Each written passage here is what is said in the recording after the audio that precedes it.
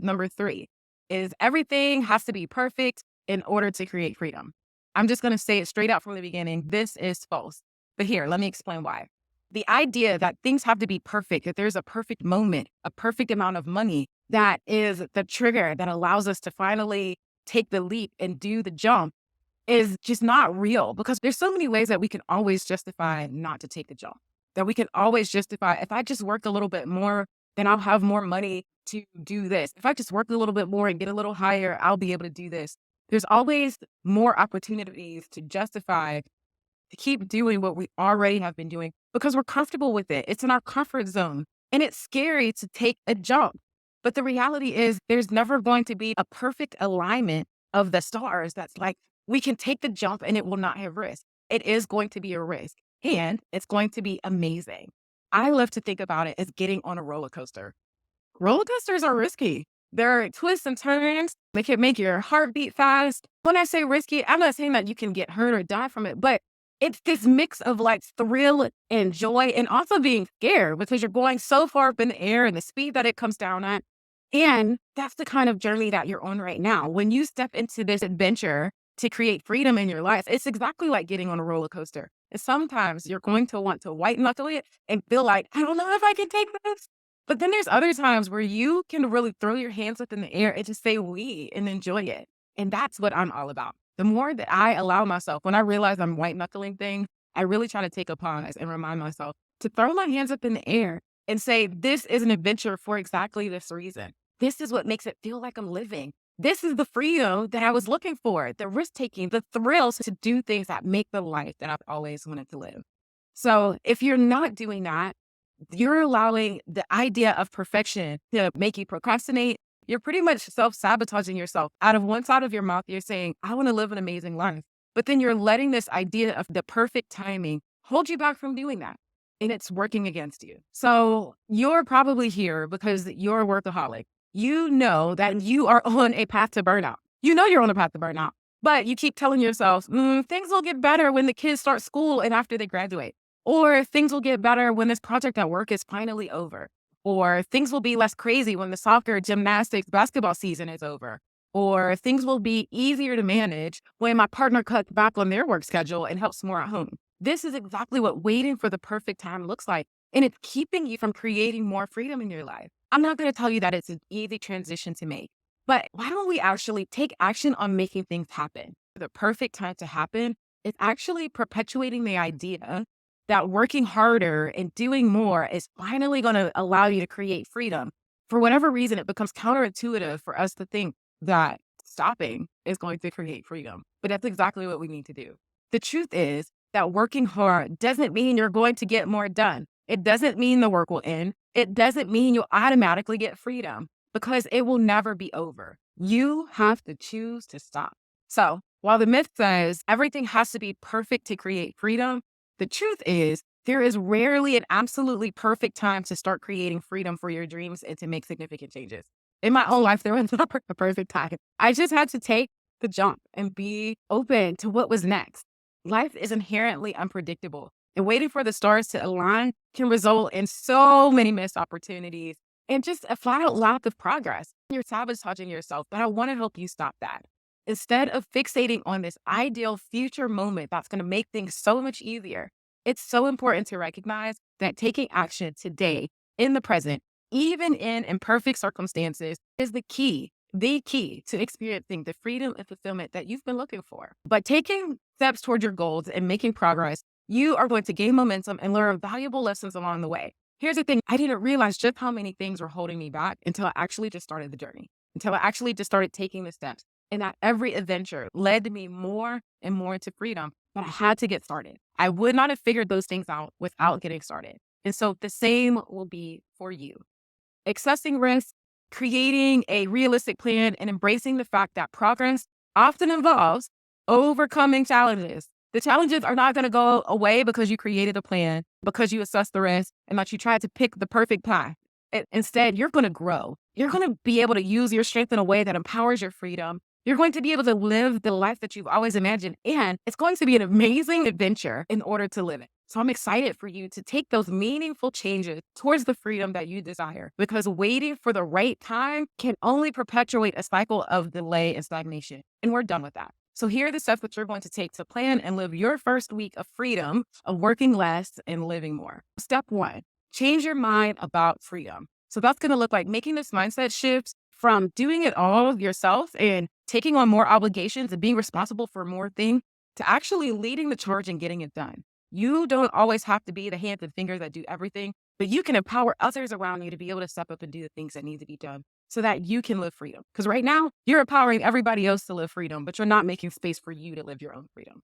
Step two, you're going to create a plan to create freedom. Because if you don't, you are leaving freedom up to chance. And we have to stop leaving freedom up to chance. It doesn't magically happen. It doesn't automatically happen on its own. When you create your plan to work less, you actually make time for other things that are important to you. And so we're going to set up a plan for that. Step three, you're going to put your plan into practice. And this is so important, not just because you're putting it into practice, because this is also where you need accountability, someone to talk to. It's more than just creating the plan. It's about taking action on the plan. And this is where it gets hard. So this is exactly where you need an accountability partner. You're going to tell them your overall goal and habits and routines that you're putting into practice, and you're going to do regular check-ins with that person. Step number four, you're going to adapt this practice. This is not a one-size-fits-all type thing. I'm giving you the blueprint, and then you're going to adapt it to make it work for you. And then the plan that you created for yourself, all the things that you thought were going to work, some of them are going to work really well, and then some of them are not. And so you're going to have to get in there and play with it and tweak it until it works for you. This is another place where your accountability partner is going to come in, because this is going to be a chance where you're going to say, maybe this just isn't for me and I need to just stop. That's not it. The reality is nothing just immediately falls into place. You got to work for it. And so you're going to make some tweaks. You're going to adapt it until you find something that works for you. You're not going to get this practice right off the bat. So you're going to assess what's working and what's not. And you're going to make small tweaks that help you change your lifestyle so that you can have more freedom now and for the rest of your life. This is a lifestyle change, okay? And it's going to be great. So those are the 4 steps. This is how you're going to create your first week of working less and living more. So I have a short masterclass called the Anti-Superhero Toolkit that walks you through the process of doing these 4 steps. It walks you through shifting your mindset, creating your plan, how to take action on your plan, and the things that you should do with your accountability partner to keep you on track. So I also have a community. We come together to give you accountability so that you can start practicing your plan and adapting it as you work through the different things that you're going through to make freedom a lifestyle for you. The link to the anti-superhero practice is in the description and in the emails that I've sent to you. So if you're interested, you have plenty of places to click. If you can't tell, I love talking about freedom. I remember when I thought it was impossible, and it changed everything for me to be able to move to Costa Rica for a year, to be able to take my whole digital office literally anywhere that I wanted to go. I did so many amazing things and continue to do so many travels because I've opened my mind up to the idea that there is more freedom and it is possible for me because I'm not bogged down by stuff and I'm not bogged down by debt. And so that just gave me so much more opportunity to be able to be present in the precious moments of my own life, to be there for my best friend when she had her first baby, to go to Alaska for my friend's birthday, to experience the Arctic Circle, all of these things, because I opened my mind and my heart up to the idea that I actually get to live freedom. And I hope that you are opening your mind and heart to that too. Finally knowing that you don't have to stay bogged down or burnt out to finally get freedom changes your life. Because instead of choosing things that you think you have to do, you start choosing things that you want to do. And I can't tell you how much that changes everything. So if you have any questions about this video, just hit reply to the email or comment in the comments below, and I will definitely answer because as you can see, I love this. Then also enroll in the Anti-Superhero Bundle that will give you access to the course and access to the community so that you can get the information and accountability you need to make freedom a lifestyle. So that's it. But let's recap before we completely finish up. So you can't be a responsible adult and have freedom. That was myth number 1. You can't adult. You got too much responsibility to live free, right? Myth. Taking care of your responsibilities like a demanding job, family obligations, or societal norms like things from the outside. Yes, all of those things complicate things, but ultimately it's your mindset and it's your choices that define your level of freedom. Regardless of your responsibilities, I am inviting you to choose freedom. Shift your life to live that freedom. Okay. So that's number one. Second myth, you need to make more money because that's how you create freedom. More money equals more freedom. Myth. Freedom is multidimensional, and money is only one part of the equation. If you continue to trade your time and energy for freedom, you'll always be trapped in trading your finite resources for a toll that will never buy the full equation. The money that you make will never be enough to balance out the time and energy that you're giving in exchange for it. You have to find work-life balance and financial freedom in order to create true freedom. Everything has to be perfect in order to have freedom. There's a perfect time for you to make this jump. Myth. Freedom is on the other side of the messy middle, okay?